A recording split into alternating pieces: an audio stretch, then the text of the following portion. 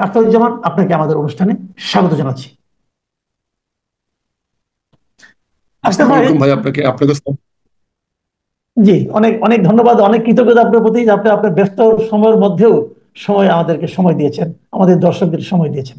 আখতার ভাই, প্রথমে আমি যে প্রশ্নটা করছি সেটা হলো, এই যে ঘটনাটা ঘটলো, এটা কি নিছকই দুর্ঘটনা, নাকি এখানে কিছু দায়িত্বহীনতা কাজ করেছে, এখানে কিছু গুরুত্বহীনতা কাজ করেছে, এখানে মানে ধরুন, মানে মানুষের প্রতি যে ফিলিংসটা কাজ করে সেই জিনিসটা কিছু অভাব আপনি দেখেছেন?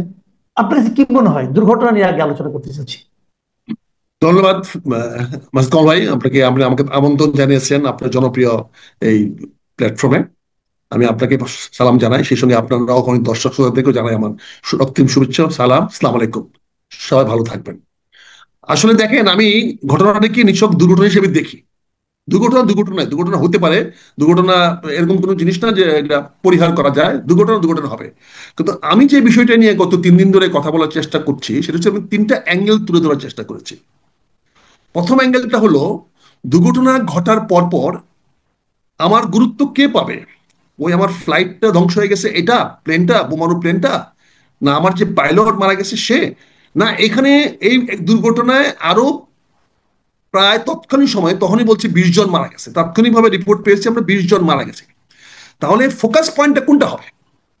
আমার ন্যাশনাল প্রায়োরিটি কি হবে? ওই পাইলট, বিমান, না আমার এই নিরপরাধ নিষ্পাপ শিশুরা?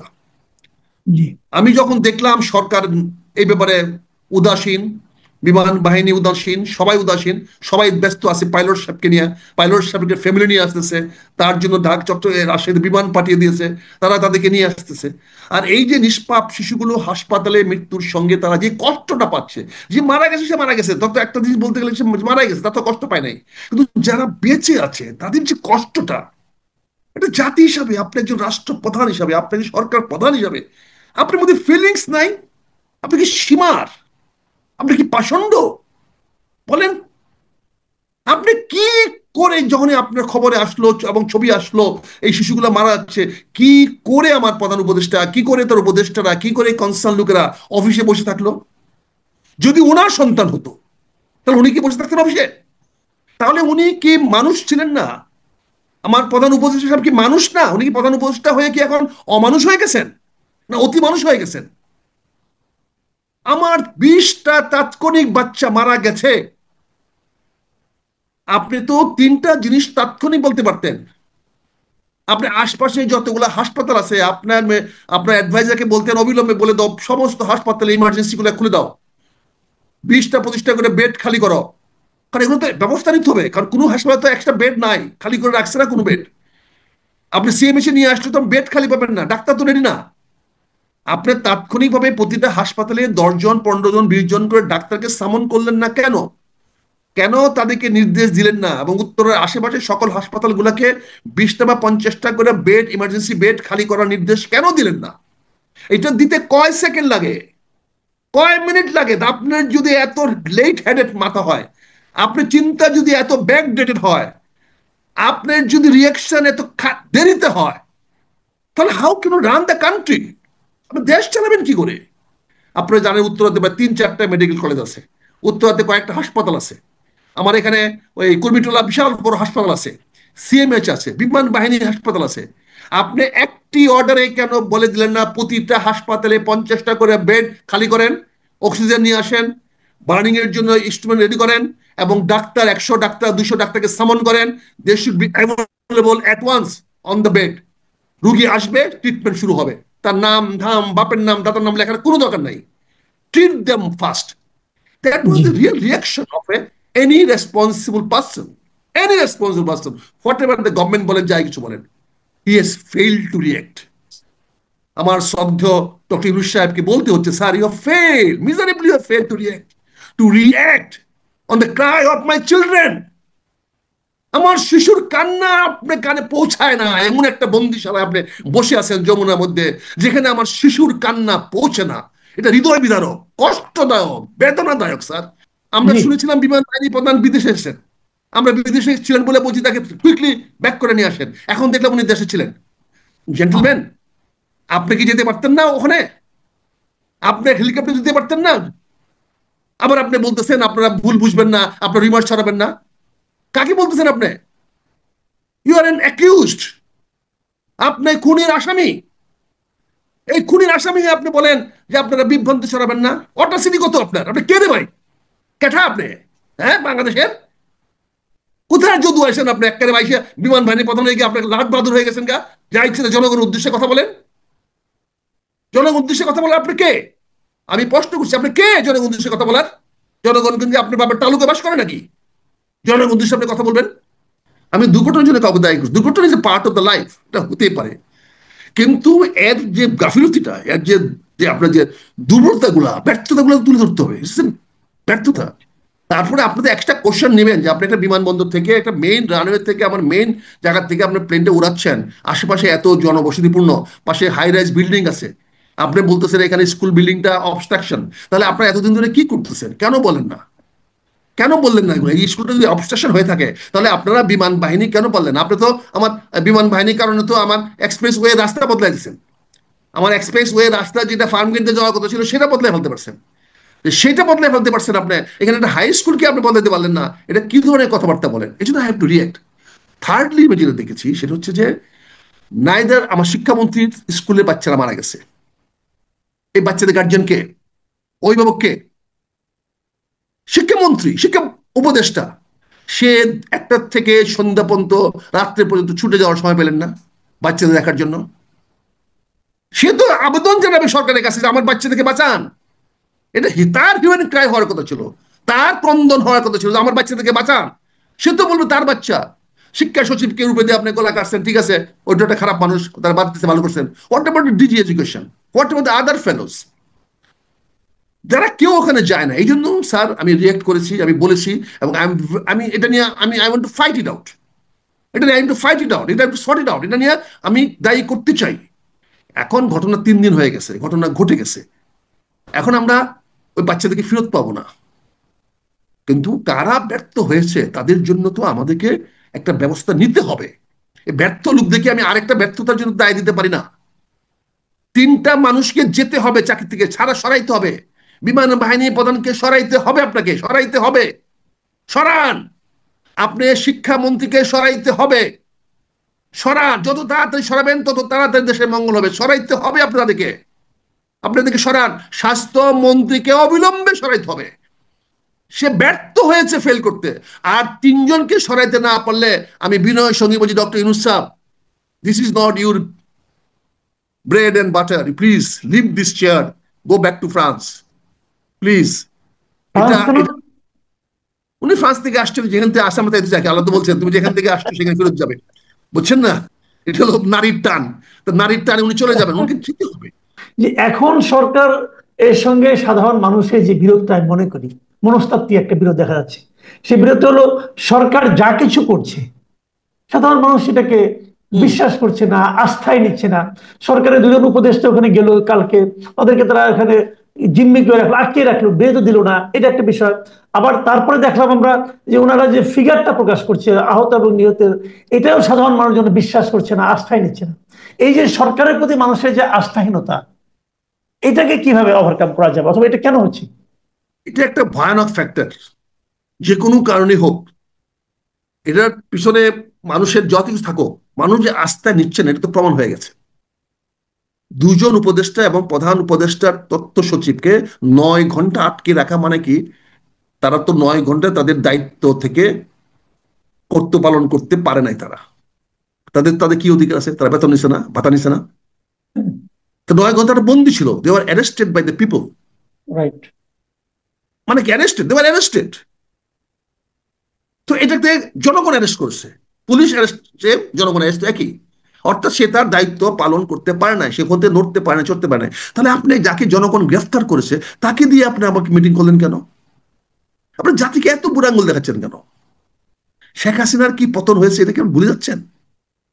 আর আপনি এমন পথে হাঁটতেছেন, এমন পথে চলতেছেন, সেখানে আপনি শেখ হাসিনাকে ওয়েলকাম করতেছেন। তাকে মনে হচ্ছে ডাকায় আইন না আপনি আবার এই গণভবনে। শেখ হাসিনা তো আর আপনার ইয়াতে যাবে না, ওই যমুনাতে যাবে না, হয়তো আপনি আবার রিনোভেট করে গণভবনকে রিনোভেট করাইতেছেন জাদুঘরের জন্য, হয়তো গণভবনটাকে আবার তাকে এনে বসায় দিবেন, এরকমই দেখা যাচ্ছে আপনার, এভাবে জনগণকে দিচ্ছেন।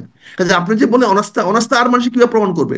সেক্রেটারিয়েটের দরজা ভেঙে পোলাপান ঢুকে যায়, এর চেয়ে লজ্জা, এর চেয়ে ব্যর্থতার কি আছে বলেন? কাজে আপনি যেটা বলে অনাস্থা, অনাস্থা তো হয়েছে, সরকারের প্রতি তো জনগণের অনাস্থা হয়েছে। আপনি আরেকটা জিনিস আমি বলতে চাই আপনাকে, আপনি প্রশ্ন না করলে এখানে তুলে ধরছে, অনাস্থার কথা বলেছেন উনি গতকালকে সন্ধ্যার সময় 4টি রাজনৈতিক দলের নেতাদেরকে ডেকে বলছেন যে আপনারা ঐক্যবদ্ধ হন, আপনারা ঐক্য নাই, তারপরে ধমকালেন ওনাকে, 4জনকে দায়িত্বে বললেন তোমরা 4 ভাই এক না, তোমরা এক হয়ে চলো, এই তো কথা বললেন। আমি আসিফ নজরুলের বক্তব্য যা পাইলাম সেটা কি পাইলাম, যে 4জন বেত্তমিস, তোরা কথা শোনস না, হ্যাঁ, তোরা যার যার মতো মারামারি কাটাকাটি করতেছস না, আজ থেকে একসঙ্গে আসবি, একসঙ্গে খাবি, একসঙ্গে বসবি, এই কথাটাই তো বলেছেন, হয়তো শুদ্ধ ভাষায় বলেছেন, হয়তো ইংরেজি মিশায় বলছেন, এবং খুব ফুর্তিতে বলেছেন, আনন্দে বলেছেন।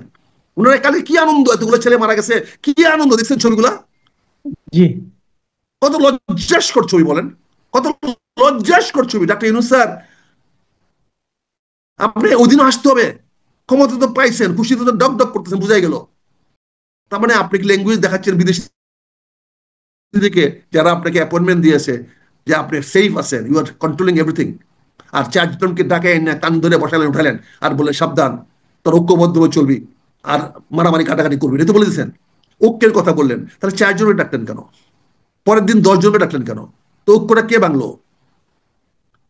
58টা রাজনৈতিক দল আছে, আপনি বলে দেন আওয়ামী লীগকে ডাকবেন না, জামাত জাতীয় পার্টিকে ডাকবেন না, বা বাসদকে বা জাসদকে ডাকবেন না, বলে যে এই 10টা পার্টি হলো ফেসিস্ট পার্টি, এদেরকে ডাকবো না।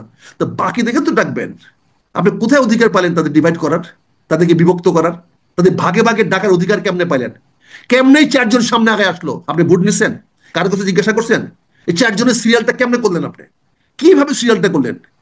কোন দৃষ্টিভঙ্গিতে করলেন? এই অডাসিটি আপনি কোথায় পেলেন? কোথায় পেলেন এই ক্ষমতাটা? এটা কি মিসইউজ অফ পাওয়ার না? না, এখানে আরেকটা জিনিস, এখানে আরেকটা জিনিস ওনারা আলোচনা করলেন।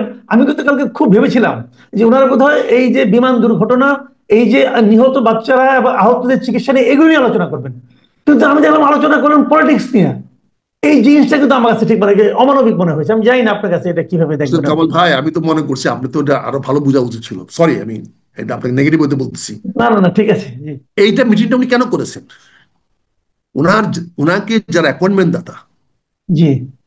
তাদেরকে দেখাইতে হবে যে উনি সবকিছু নিয়ন্ত্রণ রেখেছেন। উনি হাসি খুশি ভাবে সবাইকে বসাইছেন, ছবি উঠাইছেন, এবং সেখানে আলী রিয়াজ প্রেজেন্স আছে। আলী রিয়াজ কেন? Ali Riaz is a representative of some link. Ali Riaz একটা লিঙ্কের মিডল ম্যান। এখানে ওই ইয়া যে কি বলে মুনির হায়দার, তাদের ব্যাকগ্রাউন্ডটা কি, তারা কাদের লোক, তাদেরকে ডাকে নিয়ে আসছেন। মুনির হায়দার খালি বারবার গ্লাস বদলাচ্ছে, গ্লাস বদলাচ্ছে। আপনি একটা চিন্তা করেন, আপনি তো মিডিয়ার ম্যান, এরকম ছবি কেউ দেখায় টিভিতে? হাসতেছেন, খাইতেছেন, সবার মুখে খাবার, এরকম ছবি কেউ ভিডিও কেউ আউট করে? কেউ আউট করে? কিন্তু খুব এটাতে, দুঃখজনক। এটাতে কি দেখাচ্ছে? কনফিডেন্স দেখাচ্ছে ওর, বিদেশি লোক দেখে, যে হি সো কনফিডেন্স। কিছু হয় না, হি ওয়াজ হাসি খুশি। সকল 4টে বড় বড় বিরোধী দলকে নাকে রশ্মিতে বাইন্দা নিয়ে আসছে, নিয়ে এসে বসায় রাখছে, আর উনি হাসতেছেন, খুশিতে ফুর্তিতে আছেন। So this is, he has serve that purpose. But আপনি যে প্রত্যাশা করতেছেন, এই প্রত্যাশা কার কাছে করতেছেন? এই প্রত্যাশা তো জনগণের নেতার কাছে করতে পারতেন। আজকে রাজনীতিবিদ যদি হইতো ওখানে, তাহলে জবাবদিহি করতে হইতো। আমি ভাবতেও পারি না যে উনি আমার দেশের সরকার প্রধান হয়ে আজকে 32টা বাচ্চা, নিষ্পাপ শিশু মারা গেল, উনি একটা বাচ্চার মা কাছে মাথা হাত রাখতে পারলেন না। ওনার নিরাপত্তা কি এতই যে উনি পারলেন না একবার গিয়া হাসপাতালে গিয়ে একটা বাচ্চার মাথায় হাত বোলায় বলতে, বাবারে আমি চেষ্টা করতেছি, তোমাদের যা হয়েছে হয়েছে, আমি আর আর যেন না হয় সেই চেষ্টা করতেছি। আপনি কমিটমেন্ট থেকে আমরা আশা করতে পারি না, ওনার কাছ থেকে আমরা চাইতে পারি না, ওনার কাছে প্রত্যাশা জি। করতে পারি না? এটা যদি বলেন আমরা অপরাধ করেছি, ভুল করছি, বলেন। পিনাকি বাবুর কথা যাইতে হয়, আপনার পিনাকি বাবুর ভাষা বেশি বুঝেন, এই জন্য আমি তখন পিনাকি বাবুকে গুরুত্ব মানছি। আমি তার ভাষায় কথা বলবো, আমি তার কাছ থেকে ভাষা শিখতেছি, সে যেভাবে জি। কথা বলে আমি সেভাবে কথা বলবো। জি, অনেক ধন্যবাদ। ভাষা যদি ভালো না হয়, সে যদি জি। কিছু ঢুকাই দিতে পারে যেখানে সেখানে, তা আমরা পারবো না কেন? মাসুদ কামাল পারবে না কেন? আমরা ঢুকাই দিব।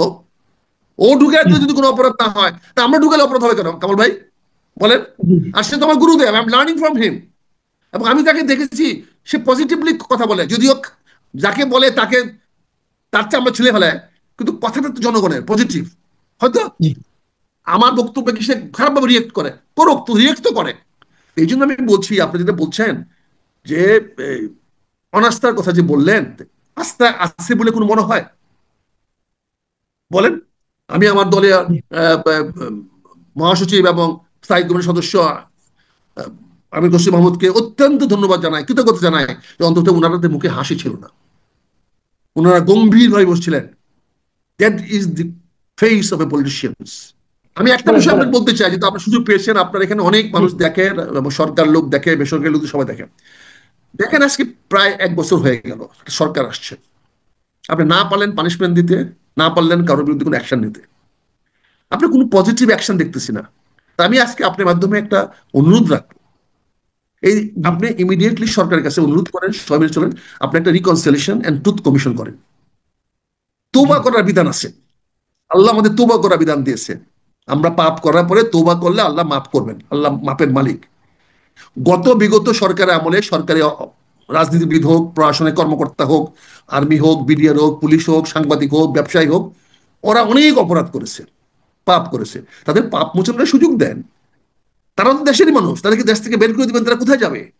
জেল দিলে দেন, 2 বছর 5 বছর জেল দেওয়ার পর দেশে থাকবে তারা। তাদেরকে একটা রিকনসিলিয়েশনের বা একটা ট্রুথ কমিশনের সামনে তারা এসে বলুক তারা অপরাধ করেছে, তারা অন্যায় করেছে, তারা আপনাদেরকে গ্যারান্টি দেখ যে আর করবে না ভবিষ্যতে। মুসলেখা দেখ, তারা যদি অবৈধ সম্পদ অর্জন করে দিয়ে অবৈধ সম্পদ করেছিল সেগুলা রাষ্ট্রের কাছে জমা দিবে, সারেন্ডার করবে, সারেন্ডার করে দিয়ে একজন ভালো নাগরিক হিসাবে বাকি জীবনটা চালাবে, দেশের সেবা করবে, জনগণের সেবা করবে। এরকম একটা সুযোগ করে দিতে বলেন। এই জি ব্যাপারটা নিয়ে ফাইট করেন। আর কত কামড়ে কামড়ে মারামারি একজনের বিরুদ্ধে একজন করবো? আপনি এই বিষয়টা নিয়ে একটু করেন। Let's have a truth commission, let's have a reconciliation. Reconciliation করার সুযোগ দেন, আমার তৌবার সুযোগ দেন। তৌবার সুযোগ আল্লাহ দিয়েছে।